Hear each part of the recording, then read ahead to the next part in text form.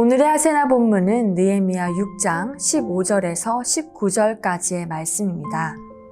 성벽 공사는 52일 만에 엘루월 25일에 끝났다. 우리의 모든 원수와 주변의 여러 민족이 이 소식을 듣고 완공된 성벽도 보았다. 그제서야 우리의 원수는 이 공사가 우리 하나님의 도움으로 이루어진 것임을 깨달았다. 그래서 그들은 기가 꺾였다. 그 무렵에 유다의 귀족들이 도비야에게 편지를 자주 보내고 도비야도 그들에게 편지를 보내곤 하였다. 도비야는 아라의 아들인 스가냐의 사위인데다가 도비야의 아들 여호하난도 베레기야의 아들인 무술람의 딸과 결혼하였으므로 유다에는 그와 동맹을 맺은 사람들이 많았다. 그들은 내 앞에서도 서슴없이 도비야를 칭찬하고 내가 하는 말은 무엇이든지 다 그에게 일러 바쳤다. 그래서 도비야는 나에게 협박 편지를 여러 통 보내서 위협하였다. 느헤미야와 유다 백성은 수많은 위험과 협박, 모함과 음모, 그리고 속임수를 이겨내고 결국 성벽 공사를 끝마쳤습니다. 그것도 52일이라는 짧은 기간에 해낸 것입니다. 성벽 공사가 마무리되는 순간 느헤미야와 공사에 참여했던 유다인들이 느꼈을 환희와 기쁨은 이루 말할 수 없었을 것입니다. 또한 이제 됐다는 안도감으로 인해서 많은 이들이 감격했을 것입니다.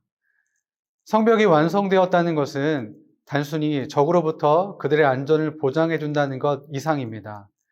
예루살렘 성은 하나님이 통치하시는 장소적인 의미로도 사용되었기에 다시 하나님의 통치와 다스림 가운데로 들어간다는 의미이기도 합니다. 그러니 느헤미야와 백성들이 기쁘지 않을 수 있겠습니까? 그런데 본문에는 그런 모습이 기록되어 있지 않습니다. 아주 덤덤하게 별일 아닌 것처럼 성벽 공사는 52일 만인 엘루월 25일에 끝났다라고만 기록하고 있습니다. 환호성과 기쁨의 세리머니보다 그 모든 역경과 위험을 이겨낸 후 비장하고 장엄하게 서 있는 것처럼 보입니다. 이런 모습을 통해서 이 모든 일은 하나님이 하셨다는 것을 부각시키고 있습니다. 또한 성벽 공사를 마친 기쁨보다 이 일을 보고 기가 꺾여버린 대적들에 대해서 기록하고 있습니다. 모든 원수들과 주변의 여러 민족들은 성벽 공사가 완성되었다는 소식을 듣고 난 후 그 소식이 진짜인지 알아보기 위해 직접 와서 완성된 성벽을 보았습니다. 그 후 이 모든 일은 하나님의 도움으로 이루어진 것을 깨닫고 결국 그들은 기가 꺾이게 되었습니다. 기가 꺾였다는 것은 그들 눈에 두려움이 가득했다는 것을 의미합니다. 모든 원수들이 성벽 공사를 완성하지 못하게 하기 위해서 아무리 방해하고 협박하고 위협한다고 해도 하나님은 반드시 자신의 일을 이루실 것임을 알게 된 것입니다. 자신들은 하나님의 상대가 되지 않는다는 것, 어떤 수단과 방법을 동원해도 하나님과 겨루어 이길 수 없다는 것을 알고 기가 죽고 두려움에 빠지게 된 것입니다. 본문이 성벽 공사 기간과 완성된 날짜만을 아주 덤덤하게 기록한 것은 놀라고 당황하며 기가 죽은 원수들의 그 모습을 통해서 일이 이루어진 것으로 인한 기쁨보다 그 일이 될 수 있도록 인도하신 하나님의 위대하심과 그 위대하심을 모든 열방이 인정하게 되는 그 장엄한 현장을 더욱 강조하고 있는 것으로 보입니다. 우리 하나님은 그런 분이십니다. 그 누구도 하나님을 막을 수 없으며 그 어떤 것도 하나님이 하시는 일을 방해할 수 없습니다. 원수와 대적들마저도 이 사실을 알고 있습니다. 여러분은 어떠십니까? 여러분에게 하나님은 어떤 분이십니까?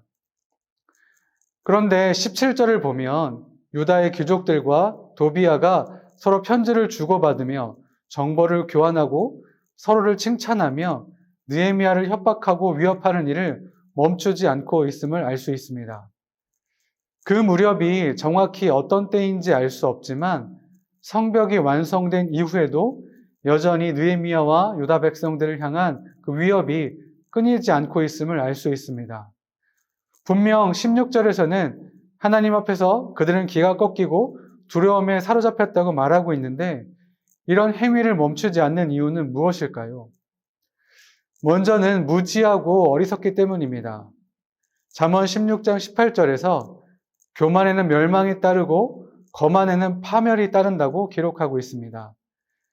이들은 하나님의 위대하심 앞에 머리를 조아렸지만 사단이 교만하여 스스로 높아지며 스스로 하나님처럼 되고자 했던 것처럼 그들 마음속 깊은 곳에 교만이 자리 잡고 있었기 때문에 멸망과 파멸에 이를 줄 알면서도 하나님을 대적하는 것입니다. 그러나 이들은 자신들이 패배할 것을 분명히 알고 있습니다. 그런데도 여전히 하나님과 하나님의 사람들을 대적하는 것은 주변 사람들을 미혹하게 하기 위함입니다. 승산 없는 싸움이지만 계속 도전함으로 이 장면을 목격하는 이로 하여금 하나님이 정말 전지하신가, 전능하신가, 하나님은 정말 선하신가, 하나님은 왜 이런 상황에서 침묵하시는가 라는 의문을 품고 의심하고 결국은 불신하게 만들려는 얄팍한 속임수입니다. 이들의 유일한 목적은 한 사람이라도 더 주님으로부터 멀어지게 하는 것이기 때문입니다. 나의 삶에서 성벽이 완성된 것처럼 하나님의 약속이 이루어지고 하나님의 보호하심 가운데 있지만 또 다른 어려움과 도전이 계속된다면 혹시 나의 마음 안에 교만이 역사하고 있지는 않는지 돌아보셔야 합니다. 또한 그런 상황에서 의심과 불신이 싹트지 못하도록 더욱 주님을 신뢰하고 붙드셔야 합니다. 오늘 하루도 말씀을 기억하시고 은혜 가운데 거하시길 축복합니다. 기도하겠습니다. 하나님은 모든 만물을 다스리시는 전능의 왕이십니다. 날마다 우리를 온전히 다스려 주시고 인도해 주시옵소서. 우리의 삶을 통해 하나님의 이름만이 드러나며 높아지길 원합니다. 모든 영광은 주님의 것입니다. 그 어느 누구도 그 어떤 것도 하나님의 영광을 가로챌 수 없습니다. 높아지고 싶고 하나님처럼 되고 싶은 교만한 마음이 있다면 성령의 불로 태우셔서 겸손하고 거룩하게 해 주시옵소서. 세상의 유혹과 시험 속에서 주님으로 말미암은 승리를 맛보길 원합니다.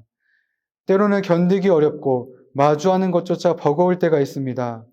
그런 자들을 찾아가 주셔서 위로해 주시고 격려해 주시며 새 힘을 부어 주시옵소서.